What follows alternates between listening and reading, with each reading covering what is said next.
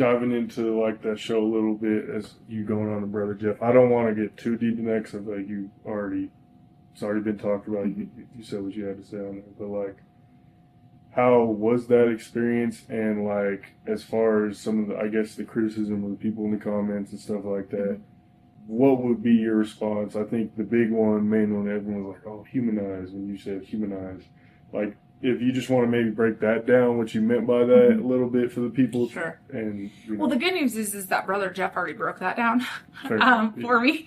And he said, when you don't know somebody and you only read about them in the media, or you only read Facebook comments about them, or you judge them by who they associate with, right? And then all of a sudden you come face to face with this person and you have a conversation with this person, all of a sudden, they're a totally different person to you.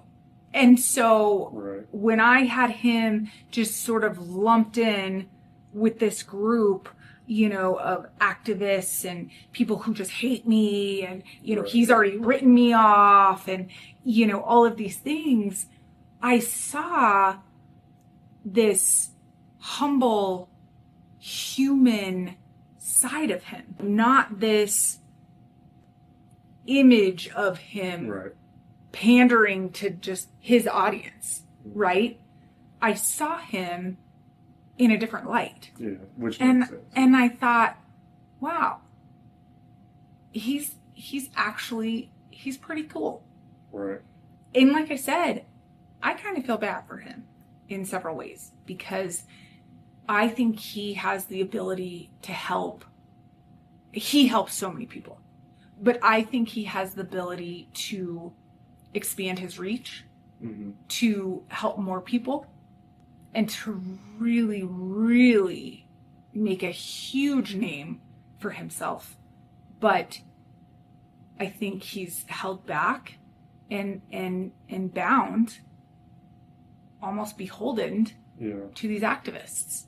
And I think that's sad, because he is a cool guy. He and I had a great conversation, and he and I talked after the show, and he checked on me, and I checked on him, because his own followers were attacking him for not attacking me. When he said, I had someone on the show and we were able to have a conversation.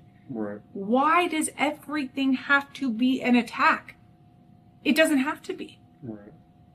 He was attacked, by his own followers. I see him in a totally different light. I see him just as a regular human being. Again, and he's the one who explained it. Before you truly get to have a conversation with someone, before you truly know someone, you may have a preconceived notion of them. That's totally incorrect. And I mean, I'm sure a lot of people humanize you in that way. After they sit down and talk. That's right. They see you as this political figure, very outspoken, and then they talk to you and you're like, oh, she's just a regular human. That's exactly right. Okay, yeah. That's exactly right. She's just a regular human being, like, living her life. I think this whole conversation, you've been very vocal, like, it's never been about the fame, which I agree with. But I feel like when you get that fame, like, people don't treat you like a human. They think they can just say whatever and on the internet and talk whatever, and I'm never going to run into this person in life. And then you run into them and it's like... Right. It's like, oh, you're actually kind of cool. Like... Yeah, that's right. When you take the media out of it, when you take social media out of it, when you take the haters out of it, that's why I'm saying I'm willing to sit down and talk to anybody. And I had a humongous respect for Brother Jeff, because let's be honest, I called him out. And he responded by calling me out. And saying, then sit down and have a conversation with me. Checkmate. Tell me when and where. I'll be there. I can't not show up at that point, right? Yeah. So I showed up. His followers said I wouldn't even show up. They said I wouldn't even, there's no way she's coming to 5 Points. But I showed up. And I left with a newfound respect for him. And what he's trying to do in the community and you know, the help that he is trying to provide for people. Like I said, I just think it's sad that so many of his followers only care about one narrative. And it's almost like he has to be beholden to that or he'll lose his following. And I watched him get attacked. He was attacked. All right. You know, so very sad. But I have a great respect for him. I would go on his show again. I'm willing to talk to anybody, but only very few people, I would say, on the other side of the political aisle are willing to sit down and talk to me. Yeah. I think one of the criticisms about that video was people were like, oh, I wish he would have, like you said, he didn't necessarily go like hard at you, I guess, or hard enough, but also that you just, I guess, didn't leave with like grace or something like that. I don't know. I feel like it was a pretty respectful conversation. So. Well, they're mad that I didn't give in to saying that Kylan Lewis was unjustly murdered by the Aurora Police Department, and that's what they're mad about. But again, that went through a grand jury. And I said on his show, if you feel like there's, I mean, the criminal element of it is over.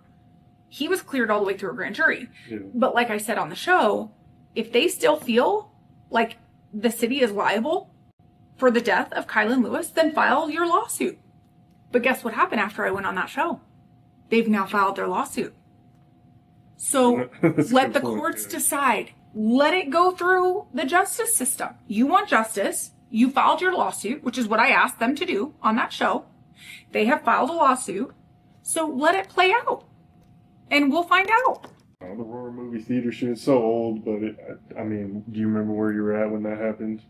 Yeah, I was at home. I owned a house. I was in the military, so I owned a house right outside of Buckley. Yeah. The Mississippi Gate. I had a house right, and I was home that night. I was woken up, obviously because this was the midnight showing. Right. I was woken up by all of the sirens. So you were pretty close-ish. Very close. I lived pretty much at Mississippi and where it turns into Alameda.